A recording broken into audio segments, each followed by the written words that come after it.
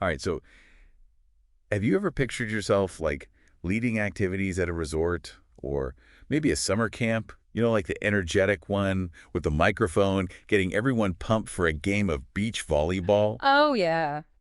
We've got a stack of articles about becoming an activity leader, and we're going to take a deep dive into what it really takes to like rock this role. Yeah, you might be surprised to learn it's way more than just fun and games. Right. Exactly. I mean, we've all seen those enthusiastic folks leading the conga line on a cruise ship. Yeah, But behind that infectious energy, there's a whole other side to this career. it's true, yeah. The articles you shared really highlight that this job requires a fascinating mix of skills. You've got your creativity and organization for sure, but you also need strong leadership abilities and get this budget management skills. That's what surprised me too. It's not enough to just come up with a killer theme for an event. Right. You need to make sure that event like fits within a budget, runs smoothly, Mm. and that everyone feels included and has a great time. It's about understanding the business side of things, even when you're surrounded by people on vacation.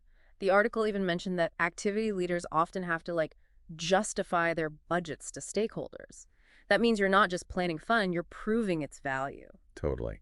And with these diverse skills in such high demand, it's no wonder the job outlook is so positive.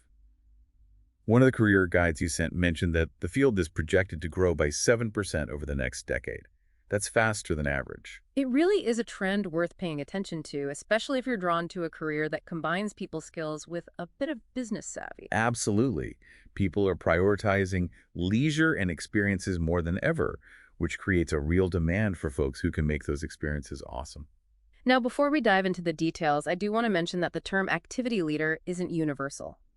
The guide also pointed out recreational animator as a common alternative, depending on where you're working. Oh, good point. Yeah, So whether you're picturing yourself at a resort, on a cruise ship, or even at a summer camp, the core skills and responsibilities are pretty similar. exactly. And here's where it gets really interesting. Technology is rapidly changing the landscape for activity leaders. It's not just about face-to-face interactions anymore. Okay, let's unpack this tech twist a bit. Yeah. What specifically did the article mention? Well, take online promotion, for example. Instead of just pinning a flyer to a bulletin board, the article highlighted how activity leaders are using social media, specifically Instagram stories, to give behind-the-scenes peeks at upcoming events. It's all about building excitement and engagement before the event even starts. So it's like being like a tech-savvy event planner, constantly finding new ways to capture people's attention online. Exactly, and it goes beyond just promotion. Think about digital ticketing systems like online reservation platforms, even things like interactive maps or apps that enhance the experience for participants. These are all tools that today's activity leaders are expected to be comfortable with. It's amazing how technology is changing the game for both finding these jobs and excelling in them. Speaking of which, in our last deep dive prep session, we talked about RoleCatcher, the online platform for career development. It seems particularly relevant here. Absolutely. This is where a resource like RoleCatcher can be incredibly valuable, especially for someone like you who's seriously considering this career path. They provide incredible tools to help you understand what employers are looking for and how to present yourself as the ideal candidate. Okay, so walk me through this. What stood out to you about RoleCatcher in the context of becoming an activity leader? Well, they have this whole section dedicated to interview prep, and it's not just generic advice. They provide specific questions you're likely to be asked for an activity leader role. I even jotted down a few because I thought they were particularly insightful. Oh, I love that. It's like having a sneak peek into the interviewer's mind. Do you remember any of the example questions that they gave? One that stood out was, how do you ensure that activities are inclusive for all participants? They emphasized demonstrating that you're not just there to entertain, but to create a welcoming and engaging experience for everyone. That's such an important consideration, especially in a setting where you're working with people from diverse backgrounds and abilities. Mhm. You need to be sensitive to different needs and create an environment where everyone feels comfortable participating. Exactly. And another question that caught my eye was, can you give an example of a successful activity you led and how you measured its success? This goes back to what we were talking about earlier about understanding the business side of things. You need to be able to articulate what success looks like, whether it's through participation numbers, positive feedback, or staying within budget. It's about demonstrating that you understand the bigger picture. It's not just about throwing a fun party. It's about creating a valuable experience that aligns with the overall goals of the organization. Right. And RoleCatcher doesn't just give you the questions, they also provide insights into what employers are looking for in your answers. For example, for the question about handling challenging behavior, they emphasize the importance of showcasing your ability to stay calm, think on your feet, and find solutions that ensure the safety and enjoyment of everyone involved. They even provide sample answers that demonstrate empathy, problem-solving skills, and a touch of humor, which I thought was brilliant. Yeah. This is gold. A little humor can go a long way in those situations. It can help, like, diffuse tension and remind everyone that you're all there to have a good time. Absolutely.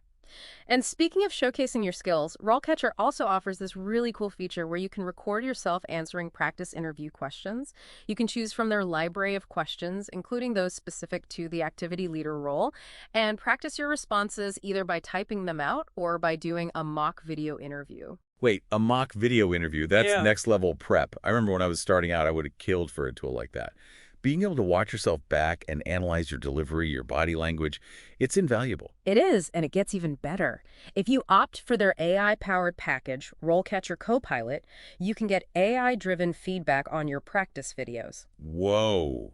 AI feedback. So it's like having a personal interview coach analyzing your every move. That's incredible. What kind of feedback does it give? It analyzes things like your tone of voice, your pacing, your word choices, even your facial expressions.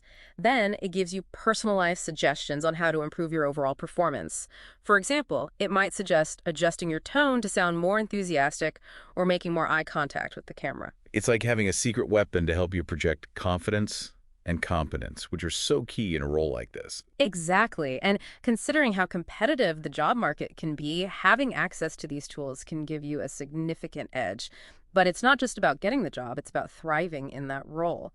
So let's shift gears for a moment and dive into what the actual work environment is like for an activity leader. Okay, yeah, I'm really curious about that. The articles mentioned it's a very hands-on, interactive job. You're not stuck behind a desk all day, right? Definitely not. You're constantly engaging with people, vacationers, colleagues, vendors. It's Hmm. a very social and dynamic atmosphere. And because you're often working in places like resorts, cruise ships, or theme parks, the hours can be, irregular. You might work evenings, weekends, even holidays when people are off having fun. Yeah, that makes sense. You need to be where the action is. So you're on your feet a lot, probably dealing with a lot of different personalities. The articles touched on the physical demands of the job too, right? Yes, absolutely. Depending on the activities you're leading, you might be lifting equipment, working outdoors in potentially challenging weather conditions, and just generally like moving around throughout the day. It's not just mentally demanding, it can be physically demanding as well. It sounds like stamina is key. You need to bring the energy day in and day out. Exactly. But here's the thing. Those long hours and unpredictable situations are all part of what makes this job so exciting. You're constantly on the move, interacting with people, and creating memorable experiences. This reminds me of a cruise I went on a few years ago. The activity director was incredible. They had boundless energy, were hilarious, and somehow managed to connect with everyone, from the shyest kid to the most skeptical adult.